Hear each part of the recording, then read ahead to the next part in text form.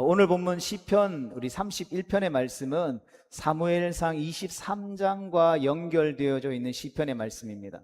그래서 이 시편 31편의 제목이 있는데 70인역이라고 소개되어져 있는 번역 버전에 보면 이렇게 되어 있습니다. 다윗이 극한 두려움에서 한 발언이라는 제목이 붙어 있는 것이죠. 그래서 대부분의 성경 연구가들은 이 시편의 말씀을 사무엘상 23장의 마지막 부분인 24절로 26절의 말씀을 배경으로 쓴 것으로 봅니다. 그래서 이 시편에는 다윗이 처한 여러 가지 삶의 어려움과 위기의 상황이 묘사되어져 있죠. 대적들과의 싸움, 또 자신이 빠진 함정, 친구들의 배신, 어떤 내적인 갈등과 혼란, 자신의 생명의 위협과 박해, 자신에 대한 음모와 거짓말, 사방이 포위를 당하는 경험 등등이 이 시편에 기록되어져 있는 것을 보게 됩니다. 우리는 다윗의 시편들 속에서 몹시 슬퍼하며 부르짖는 탄식이라고 하는 이 내면의 소리, 외침들을 우리가 쉽게 접할 수 있습니다. 이는 그의 인생에 그만큼 고난과 어려움이 많은, 그야말로 우리가 표현할 때 파란만장한 인생이었기 때문인 것이죠. 그렇게 그는 수시로 탄식하면서 하나님을 찾아야 할 만큼 힘든 나날을 보냈다라는 것이죠. 그런 점에서 오늘 본문 시편 31편의 말씀도 예외는 아닐 것입니다. 하지만 시편 31편의 말씀은 탄식만으로 가득 차 있는 시편은 아니죠. 다윗은 탄식하면서도 무엇을 했습니까? 하나님 앞에 감사의 찬양을 올려드렸다라는 것이죠. 그래서 많은 성경학자들이 다윗의 시편을 연구하면서 여러분 혼란스러워하는 이유가 바로 여기에 있는 것입니다. 그만큼 이 시편에 담긴 다윗의 내면, 즉 정서는 복잡한 것입니다. 이는 그의 삶이 정말 힘들고 큰 위기를 맞고 있다는 것과 그에 따른 내면을 숨김없이 과감없이 그대로 보여주고 있기 때문인 것이죠. 어떤 사람들은 목사님이 강단에서 목사도 힘듭니다라고 이야기하면 시험 든다라고 이야기하는 이렇게 분들이 계시더라고요. 그래서 이제 선배 목사님들이 이야기할 때 목사가 성도들한테 힘들다 어렵다 이런 말 하면은 성도들이 은혜 안 되고 시험 든다니까 그런 말 하면 안 된다라고 이야기하는데, 그럼 어떻게 안 할 수 있습니까? 힘든 건 힘든 거고 어려운 건 어려운 건데. 우리 성경을 보면서도 마찬가지잖아요. 우리 시편의 말씀도 보면서 하는 게 무엇입니까? 다 힘들고 어려운 내용들. 힘들고 어렵다라는 걸 이야기 안 하면 어떻게 되는 것입니까? 여러분, 성경과 전혀 다른, 우리의 삶의 현장과 전혀 다른 뜬구름을 잡는 이야기를 하는 것일 뿐이라는 것이죠. 그래서 이 시편은 무엇인가 멋지게를 쓰려고 인위적으로 바꾸미거나 포장한 흔적이 없다라는 것이죠. 단지 자신이 지금 겪고 있는 내면을 그대로 노출하고 있을 뿐이라는 것이죠. 성도 여러분, 그런데 어떤 이들은 이 성경을 바라보면서 이러한 내용들을 의도적으로 피하기도 합니다. 그저 성경을 바라볼 때 밝은 이야기, 긍정적인 내용, 희망과 소망을 줄 수 있는 내용에만 관심을 두는 사람들도 많죠.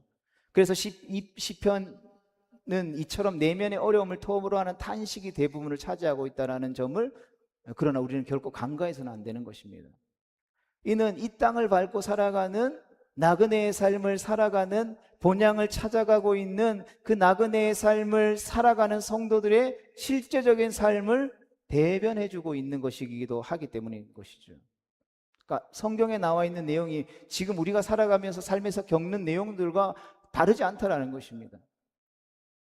그러므로 우리는 여기에서 표현된 인간의 솔직한 내면, 특히 죄를 알고 하나님을 아는 자의 정직한 내면을 우리가 그대로 볼 수 있어야 하는 것이죠.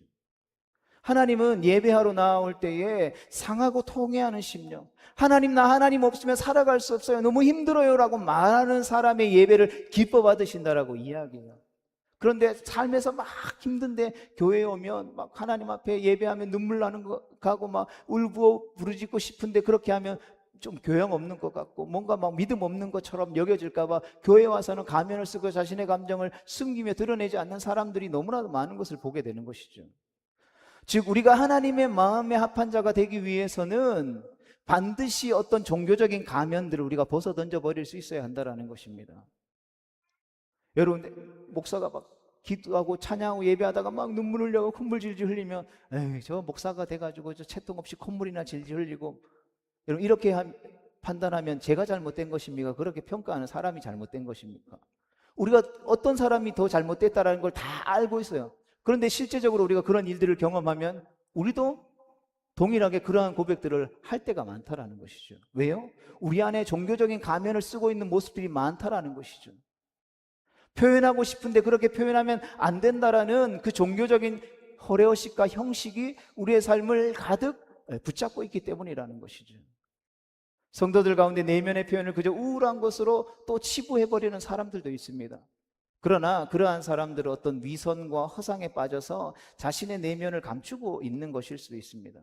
그리고 항상 밝은 사람들, 항상 긍정적인 사람들, 뭔가 문제가 있는 것입니다. 여러분 우리가 다들 저보다 웬만하면 인생을 다 길게 사셨잖아요. 어떻게 사람이 긍정적일 수 있겠습니까? 항상.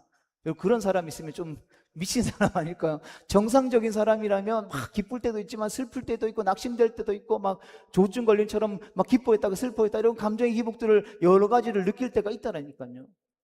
그런데 어떻게 교회만 오면 그런 감정 하면 안 돼? 항상 감사해야 돼. 항상 기뻐해야 돼. 슬픈 내색 띄면 안 돼. 힘들다라는 말 하면 안 돼. 은혜 안 돼. 그럼 어떻게 그럴 수 있겠습니까? 성경을 읽으면서 그런 내용을 접하면서도 그러면 안 된다라고 우리가 세뇌시키고 있는 거예요. 그러하게 우리는 이러한 성경의 말씀 앞에, 계시 앞에 솔직하고 진실할 수 있어야 하는 것이죠. 왜냐하면 우리로 하여금 하나님 안에서 답을 얻도록 성령께서 이것을 숨겨두셨기 때문인 것이죠. 우리가 흔히 직면하는, 인생을 살아가면서 흔히 직면하는 내면의 고민과 갈등은 말씀을 통해서 우리가 해답을 들을 때에 비로소 우리의 삶에 실제성을 갖는 것이죠. 뜬구름 잡는 말씀이 아니라, 그냥 나와 상관없는 말씀이 아니라 내 삶에 실제적으로 역사하는 레마의 말씀이 된다는 것입니다. 이런 그런 점에서 시편 31편의 말씀은 우리에게 실제적인 공감과 어떤 위로를 주는 말씀이라는 것이죠. 심지어 우리가 이 땅을 살아가면서 마주하게 되는 수많은 어려움과 시련과 환난과 위기를 만날 때 우리가 어떻게 해야 하는지, 어떻게 행동해야 하는지, 우리가 무엇을 바라보고 무엇을 붙들어야 하는지에 대한 실천적인 메시지를 주고 있다는 것이죠. 그리고 후대의 여러 사람이 이것을 인용할 정도로 이 시편 31편의 말씀은 성도들이 매우 공감할 수 있는 내용들을 담고 있다는 것이죠.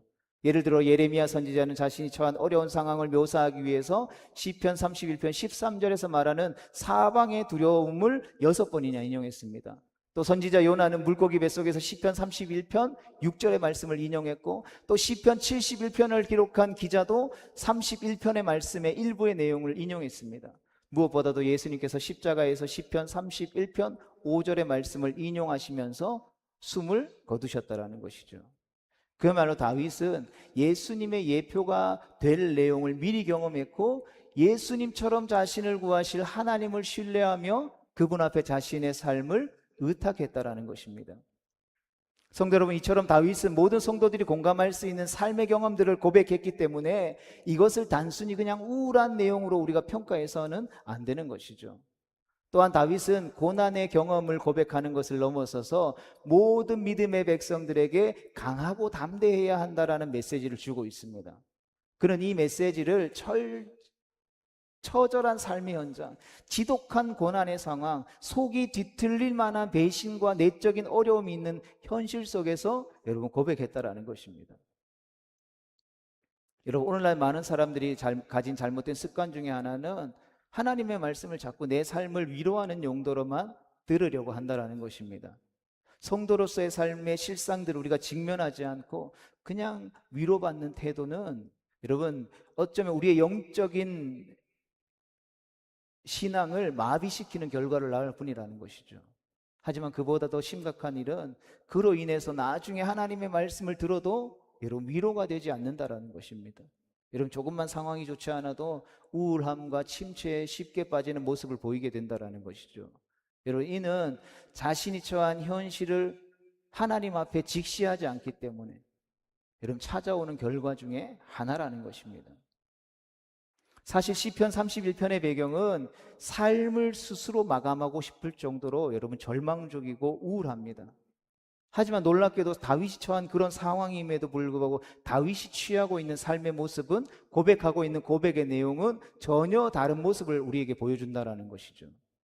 그러므로 우리는 이 내용을 우리의 각자의 삶으로 가져와서 앞으로 어떤 상황과 형편에서든지 이 말씀을 통해서 우리 자신을 비춰볼 수 있어야 한다라는 것입니다. 그리고 그렇다고 해서 다윗이 우리에게 우리가 전혀 알지 못하는 새로운 내용들을 이야기하는 게 아니에요. 우리가 그전에도 살펴보았던 시편 54편의 말씀의 내용과 여러분 크게 다르지 않습니다. 여러분 다윗이 기록했던 시편의 내용들을 쭉 보면 막 새로운 내용들을 막 계속해서 이야기하는 게 아니에요. 그러나 문제는 무엇입니까? 우리의 마음이 어제 다르고 지금 다르고 내일 다를 것이기 때문이라는 것이죠. 반면 다윗은 시간을 달리해서 찾아오는 그러한 수많은 어려움과 내적인 갈등에서도 어떠한 믿음을 보이고 있습니까? 동일한 믿음으로 하나님을 향하고 있다는 것이죠. 우리는 이 사실을 염두에 두고 우리가 앞에서 살핀 시편 54편과 31편, 오늘부터 살펴보게 될 이 31편을 연결해 봄으로써 우리가 시간이 지나도 여전히 하나님을 신뢰하는 모습을 갖는 하나님의 백성 되어질 수 있게 되기를 주님의 이름으로 축복합니다. 이제 본론으로 들어가서 이 시편 31편에서 언급된 배경을 잠시 살펴보겠습니다. 다윗은 먼저 하나님께 자신을 건져달라고 1절과 2절에서 말합니다. 그것도 속히 건져달라고 구하고 있습니다. 그는 그 정도로 힘든 현실 속에 있는 것이죠. 또 4절 말씀에 보면 그는 또한 사람들이 비밀이 친 그물에 함정에 빠져 있다라고 말합니다. 사람들이 자신을 잡아 죽이려고 한다라고 고백하는 것이죠. 그리고 5절 말씀에 보면 그래서 자신의 영을 주의 손에 부탁하고 있는 것입니다. 여러분, 이는 분명히 자신의 죽음을 직감하고 의식한 말이라는 것이죠. 물론 그의 죽음에서 구원받는 것까지 믿고 하나님께 부탁하고 있는 것이죠. 또한 그는 지금 자신이 원수의 수중에 있고 자신이 처한 상황과 현실을 고난과 환난 중에 있는 것으로 7절과 8절에서 말하죠. 그리고 자신이 고통 중에 있고 근심 때문에 눈과 영혼과 몸이 쇠약해졌다라고 9절에서 말하고 있는 것입니다. 성도 여러분, 만일 이 모든 일의 배경이 성경학자들이 주장하는 것처럼 사무엘상 23장이라면 다윗은 우리가 앞서 다룬 시편 54편의 내용을 고백하고 나서 이후로 10사람들에게까지 가세에서 쫓기는 상황에서 이 내용을 고백했다라고 볼 수 있는 것이죠. 즉 극심한 고난 가운데 있는데 앞이 안 보이고 마음의 근심으로 눈과 영혼과 몸이 쇠약해지는 일을 경험하고 또 경험했다라는 것입니다. 그럼 우리도 마찬가지죠. 우리가 삶에서 어려움을 만났을 때 그런 시간들을 쭉 지내다 보면 하나님께서 그것을 빠른 시간 내에 역전시켜 주시면 그런 일들이 더하지만 시간이 계속해서 지지분해지고 길어지면 몸과 마음이 상할 때가 참 많잖아요. 그러나 다윗은 자신이 겪는 고난이 얼마나 길었으면 내 일생을 슬픔으로 보내면서 나의 연수를 탄식으로 보내며 라고 10절에서 고백하면서 자신의 기력이 약해지고 자기 뼈가 쇠하여진다라고 말하는 것입니다. 여기서 여러분 쇠하다라는 표현은 그가 부서지고 있다라는 뜻입니다. 눈과 영혼과 몸과 곧 영적으로 육체적으로 모두 약해지고 있다라는 것입니다. 다윗이 이렇게 고백하고 있다라고 해서 한 60대, 70대, 80대 먹은 노인이 그렇게 고백하는 것입니까? 그렇지 않죠. 다윗은 지금 20대 초중반이라는 것이죠. 한창 혈기가 왕성할 그 청년의 시절에 육체적으로나 영적으로나 몸이 다 산산조각 나서 부서져 으스러지는 그 경험들을 하고 있다라는 것입니다. 그의 힘이 사라지고 생명이 점차 시들어져가는 그것을 슬픔과 탄식으로 표현하고 있는 것이지. 이 시편 31편에서 성도 여러분, 다윗이 경험한 현실은 매우 견디기 힘든 현실입니다. 단순히 자신을 모함하고 배신하는 수준을 넘어서 자신의 생명을 빼앗으려는 음모였다라는 것입니다. 여러분, 이렇게 다윗은 두려운 현실에 둘러싸여서 아무 소망이 없어 보이는 상황을 경험하고 있었다라는 것이죠. 그리고 그 상황은 하나님조차 자신을 신경 쓰지 않는 것처럼 막막했다라는 것입니다. 누구한테 사기당해서 집과 재산을 다 날리고 주변 이웃 사람들이 그렇게 친하게 지내다가 내가 집과 모든 재산들을 다 잃어버리니까 하루아침에 나를 다 외면했다고 생각해 봅시다. 명절마다 즐겨 찾고 서로의 안부를 물었던 친지들이 그렇게 된 나를 다 돌봐주지 않고 다 외면하고 전화 받지 않고 만나주지 않고 위로해주지도 않는다고 생각해 봅시다. 그렇게 사랑으로 주일마다 교제하던 교회 성도들이 다 그렇게 된 나를 하나님한테 저주받았네 라고 나를 모함하고 나를 평가하고 그렇게 나를 따가운 눈초리로 바라본다라고 생각해 봅시다. 여러분, 인생 살만 나겠습니까? 교회 나오고 싶겠습니까? 하나님 예배하고 싶겠습니까? 하나님 찬양하고 싶겠습니까? 쥐구멍이라도 있으면 숨고 싶을 지경이죠. 많은 사람들이 하나님을 알지 못하는 상황 가운데 이런 상황들을 맞음으로 말미암아 극단적인 선택을 하는 거잖아요. 더 이상 내가 갈 데가 없다. 사방에 우겨쌈을 생명이 끊어지는 것이 아니면 이 고통에서 벗어날 길이 없다라고 선택하는 거 아니겠습니까? 다윗이 그런 상황에 처해 있는 것입니다. 조금만 내가 숨을 쉬면 나를 죽이려고 하는 사람들이 달려들 위기에 처해 있는 것이죠.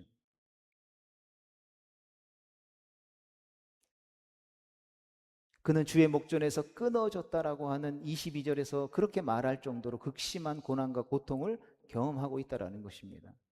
성대로 하나님께 묻고 그분의 인도하심을 받는 사람에게 여러분 어떻게 이런 일이 일어나는지 많은 이들이 의아해합니다.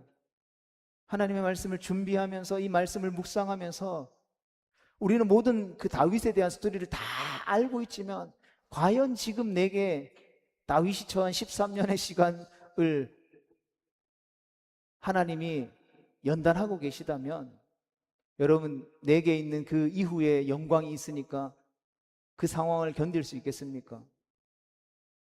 확답 못 하겠더라고요. 성도 여러분 어떻겠습니까? 내가 지금으로부터 고난을 탁 받고 모두 아까 방금 앞에서 언급했던 그 상황들 내가 다 고스란히 받아들이는데 그 시간이 13년입니다. 13년 뒤에 하나님이 다 모든 것을 회복시켜 주신다라는 걸 여러분 알면 그 13년이라는 시간 동안 그렇게 지내며 살아갈 수 있겠습니까? 그 13년이라는 시간 동안 하나님을 외면하지 않고 어떤 상황 가운데서 하나님을 선택하고 기도하고 예배하고 말씀으로 승리할 수 있겠습니까? 목사인 저도요 장담할 수 없겠더라고요. 그 삶을 말씀으로 살아내야 된다라고 고백하며 목사가 되었지만 여러분 쉽지 않더라는 것입니다. 이러한 경험은 여러분 정도의 차이가 있겠지만 성도에게 있어서 얼마든지 여러분 우리가 일어날 수 있으리라는 것을 우리는 반드시 기억해야 되는 것입니다. 계속해서 사무엘상 23장의 배경을 보면 다윗은 아직 20대라고 말씀드렸죠. 20대의 초반에 이처럼 지독한 고난의 세월을 경험했다라는 것입니다. 그가 겪은 시련과 고난이 이리도 지독할 수 있을까 여겨질 정도였다라는 것입니다. 그러나 그가 시편 31편에서 증거하는 중요한 내용은 그 지독한 고난의 상황에서도 하나님을 찾고 하나님을 의지하는 가운데에 자신이 나아가야 할 방향의 해답을 보았다라는 것입니다. 하나님께서 그 모든 상황, 하나님께 그 모든 상황을 아뢰고 하나님께서 그 모든 상황들을 기억하시고 은혜와 자비를 베풀어 주실 것을 구했다라는 것입니다. 그는 자신이 처한 현실이 하나님과 결코 무관한 일이 아니었다라는 것을 잘 알고 있었습니다. 아니 어떠한 현실보다도 더 중요하고 강력한 분이 하나님이심을 알았기 때문에 그는 하나님을 향해서 부르짖었다라는 것입니다. 자신과 함께하는 사람들을 의지하지도 않았습니다. 그는 믿음으로 간구했습니다. 그렇다고 해서 이것이 결코 막연하게 올려드린 기도가 아니었다라는 것입니다. 그는 지독한 삶의 현실 가운데에서 믿음으로 기도했던 것이죠. 본문 1절부터 3절의 말씀을 볼까요? 시작. 여호와여 내가 주께 피하오니 나를 영원히 부끄럽게 하지 마시고 주의 공의로 나를 건지소서. 내게 귀를 기울여 속히 건지시고 내게 견고한 바위와 구원하는 산성이 되소서. 주는 나의 반석과 산성이시니 그러므로 주의 이름을 생각하셔서 나를 인도하시고 지도하소서. 아멘. 우리가 보통 이런 상황을 마주하게 되면 어떨까요? 일단 짜증나고 일단 흥분해서 얼굴이 막 울그락불그락해지겠죠. 그런데 다윗은 지금 어떻게 하고 있습니까? 믿음으로 기도하고 있습니다. 괴리감이 좀 느껴지기도 합니다. 그런데 이것은 어떤 가능성을 바라고 있는 기도가 아니라는 것을 우리는 기억해야 합니다. 그러면 그는 자신이 믿고 있는 믿음의 대상이신 하나님에 대한 확신 속에서 기도하고 있는 거예요. 그런 믿음의 대상인 하나님에 대한 확신 속에서 기도하고 있는 것입니다. 여기에는 하나님에 대한 이해와 신뢰가 강하게 드러나 있는 것이죠. 그는 먼저 언약을 지키시고 세우신 하나님, 바로 여호와를 부르면서 그분을 자신의 피난처라고 말하고 있는 것입니다. 그리고 이어지는 2절과 3절에서는 하나님을 자신의 반석과 산성으로 말하면서 자신에게 견고한 바위와 구원하는 산성이 되어 달라고 구하고 있는 것이죠. 또 주의 이름을 생각하셔서 자신을 인도해 달라고 구하고 있는 것입니다. 성도 여러분, 이 1절과 2절과 3절에서 올려드리는 다윗의 기도에서 우리의 시선을 끄는 것은 무엇입니까? 반석이신 하나님 앞에 견고한 바위가 달라고, 산성이신 하나님께 구원하는 산성이 되어 달라고 구했다라는 것입니다. 1절까지 포함하면 피난처이신 하나님 앞에 피난처가 되어 달라고 구했다라는 것이죠. 그렇다면 우리는 왜 이 기도에 주목해야 하는 것입니까? 다윗은 지금 무엇을 하나님 앞에 간구하고 있는 것이겠습니까? 그것은 바로 자신이 처한 이 고난의 상황에서 하나님을 경험하게 해달라고 구하고 있는 것이죠.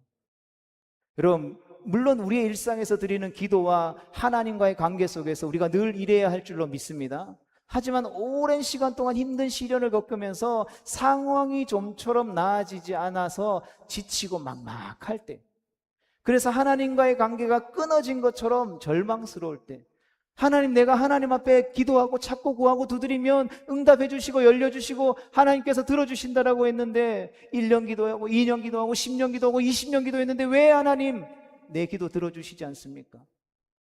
하나님 살아계신 거 맞습니까?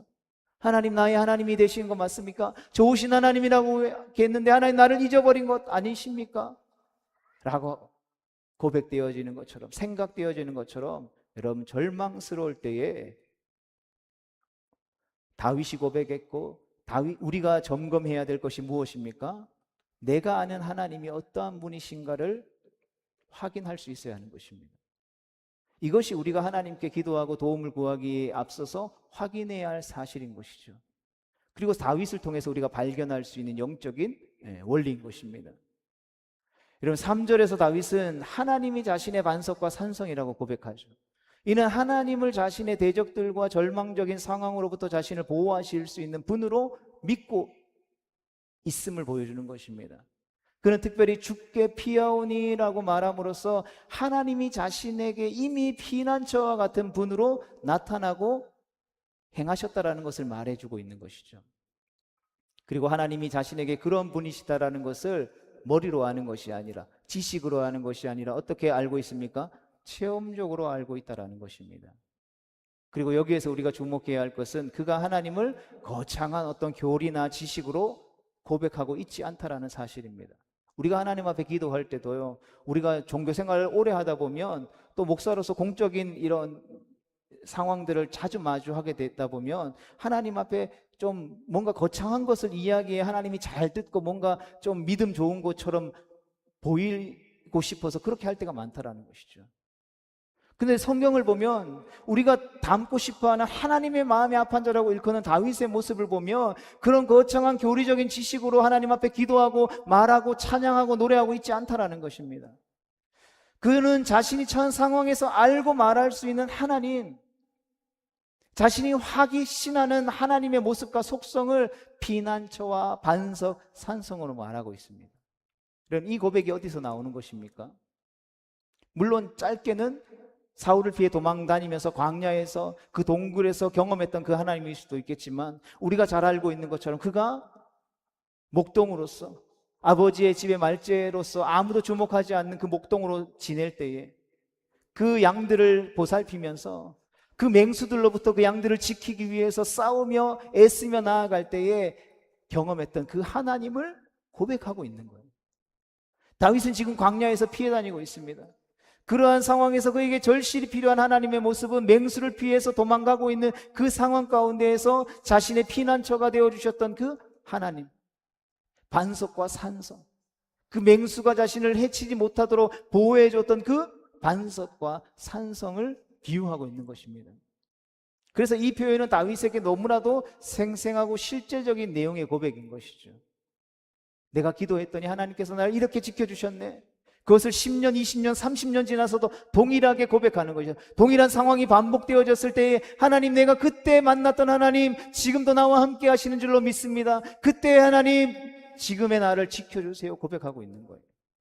30년이 지났으니까 교회 생활 많이 하고 성경 공부 많이 하고 종교 생활 많이 했으니까 머릿속에 가득한 종교적인 허례의식으로 고백하는 게 아니라는 것입니다. 성도 여러분, 그런 점에서 오늘 우리는 우리가 아는 하나님이 어떠한 분이신지 물을 수 있어야 하는 것이죠. 하나님이 나의 모든 상황 속에서 피난처이심을 믿고 있는지 우리는 점검할 수 있어야 되는 것입니다. 또 나의 존재와 삶이 지탱할 수 없을 정도로 흔들리고 더는 아무것도 할 수 없을 정도로 지쳤을 때에 하나님이 나의 힘과 반석임을 믿고 있느냐, 우리는 물을 수 있어야 하는 것입니다. 불안하고 삶이 답답하고 두려웠고 막막할 때에 하나님이 나의 산성이심을 믿느냐라는 것입니다. 우리는 하나님의 말씀을 통해서 하나님이 어떠한 분이신지를 구체적으로 알 수 있습니다. 그러나 그것보다 더 중요한 것은 그 하나님을 내가 실제로 아는 분으로 말할 수 있느냐 없느냐라는 것이죠. 할 수 있거든이 무슨 말이냐, 믿는 자에게 능히 하지 못할 것이 없다, 우리가 지식으로 머릿속으로 알았습니다. 날마다 믿음으로 도전하는 교회가 될 것을 주일마다 예배 때마다 계속해서 선포합니다. 그런데 그것을 내 삶에서 경험하지 못하면 여러분, 저것은 아무것도 아닌 거예요. 크기의 문제, 크고 작고의 문제를 이야기하는 게 아닙니다. 믿음으로 도전할 때 하나님께서 그 믿음의 도전 가운데 함께 하셔서 마침내 도전하는 자에게 주시는 그 축복으로 가득 넘치는 삶을 내 삶 가운데에 어떤 작은 것 하나랄지라도 우리가 경험했다면, 하나님, 다시 한 번 더 이 막막한 사방에 우겨싸움을 당하는 상황 가운데 내가 믿음으로 도전하겠습니다, 이런 말할 수 있는 거예요. 여러분, 그것을 경험한 사람과 경험하지 않은 사람과 여러분, 그 차이는 여러분 말할 수 없는 간극인 것이죠. 우리는 우리가 알고 있는 그 하나님을 현재도 경험할 필요가 있다는 것입니다. 다윗은 지금 그것을 구하고 있는 거예요. 우리는 우리가 아는 하나님이 지금 상황에서도 그 하나님이 되실 때 부끄러움을 당하지 않게 되는 것입니다. 굴욕을 당하는 상황에서도 마냥 그 상태로 있지 않고 거기에서 위로와 도움과 경험을 얻게 되는 것이죠. 그러나 그보다 더 중요한 것은 그 과정에서 하나님이 어떤 분이신지를 우리가 경험하고 확인하는 거예요. 대적들과의 관계에서 하나님의 공의로우심을 경험하게 되어지는 것입니다. 또한 다윗이 간구한 대로 하나님이 자신의 이름을 생각하셔서 그분의 성품을 따라 인도하시고 자신을 지도하시는 것을 경험하게 되는 것입니다. 여기서 다윗은 하나님의 공의와 하나님의 성품을 표현하는 주의 이름을 말하고 있죠. 그는 하나님이 하나님 되실 때 현재 상황에서 건진받는 것을 넘어서 그분의 성품을 따라서 인도받고 지도받는 것을 믿었다라는 것입니다. 물론 그는 하나님의 공의가 악인에게는 전혀 다른 의미가 될 것도 믿었던 것이죠. 성대로 우리는 힘들고 두려운 상황에서도 자신이 알고 믿고 의지하는 하나님이 어떠한 분이신지를 먼저 생각할 수 있어야 하는 것입니다. 하지만 우리가 자꾸 이 순서를 바꿀 때가 많죠. 그것은 우리가 성장하면서 가지게 되는 삶의 습관이요, 본능과도 같은 태도입니다. 그저 막 힘들고 막막한 현실만 생각하기에 급급할 뿐, 우리가 알고 믿고 의지하던 하나님을 자신의 상황과 연결하는 일에는 너무나도 더디다는 것입니다. 그러나 다윗은 철저하게 하나님을 자신의 삶의 상황과 연결하고 있는 것이죠. 내가 처한 이 상황이, 내가 마주한 이 문제가 내 문제, 내 상황이 아니라 하나님의 문제와 하나님의 상황이라는 것을 늘 기억했다라는 것입니다. 그것이야말로 사방의 두려움보다 더 중요한 것을 그의 시편이 우리에게 증거해주고 있는 것이죠. 사방으로 두려움이 가득하고 막막한 현실보다도 하나님이 더 강력하시고 더 현실적이라는 사실을 언제나 결론으로 말해주는 것이죠. 오늘도 살아계신 하나님, 오늘도 나와 함께 하시는 하나님, 나의 목자 되어서 나의 가는 길을 인도하시는 그 하나님을 우리가 날마다 생생히 경험하지 못하면 어찌 우리의 삶에 하나님께서 함께 해달라고, 우리의 삶을, 이 문제를 해결해달라고 우리가 이야기할 수 있겠냐라는 것입니다. 그래서 그는 자신의 힘든 현실을 말하면서도 주님은 나의 산성이시니이다, 나의 영을 주의 손에 부탁하나이다, 진리의 하나님 여호와여 나를 속량하셨나이다 라고 말하고 있는 것입니다. 여기서 진리의 하나님 여호와는 진리의 하나님이시다라는 말인데, 진리는 신실함으로 우리가 번역할 수도 있습니다. 즉 여호와 하나님은 신실하신 분이시며 내 영을 맡겼을 때에 죽음을 넘어 생명까지도 주실 수 있을 정도로 내가 신뢰할 만한 분이시다라는 뜻인 것입니다. 여러분, 그러하기에 아브라함이 100세 얻은 그 독자 이삭을 바칠 수 있었다라는 것이죠. 바칠 때는 몰랐죠. 그러나 히브리서가 증언하는 것이 무엇입니까? 내가 독자 이삭을 바치면, 내가 이 독자 이삭을 하나님 앞에 죽여서 제물로 바치면 하나님께서 어떻게 하실 것을 아셨다고요? 다시 죽은 자도 살리시는 생명의 주관자 되신 하나님이라는 것을 아브라함이 알았기 때문에 이제는 많은 인생의 여정 속에서 그 하나님을 경험하고 가르치고 인도하시는 그 하나님을 통하여서 그러한 믿음으로 성장했기 때문에 이삭을 바칠 수 있었다라는 것입니다. 죽음 이후까지도 믿고 맡길 정도로. 다윗에게도 마찬가지로 하나님은 확실하시며 가장 믿을 만한 분이시라는 것을 알았다라는 것이죠.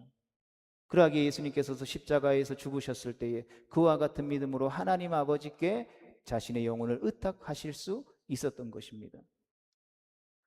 그리고 우리는 다윗이 하나님을 얼마나 믿을 만한 분으로 여겼는지를 주목해야 되는 것이죠.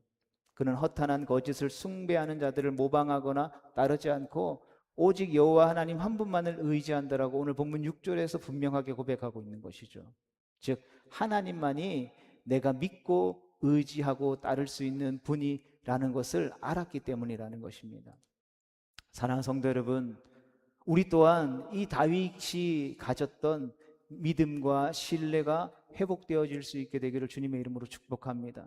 다윗이 고백했던, 다윗이 경험했던 그 하나님을 향한 경험적인 은혜가 우리의 심령 가운데도, 우리의 삶 가운데도 가득히 부어지기를 소망합니다.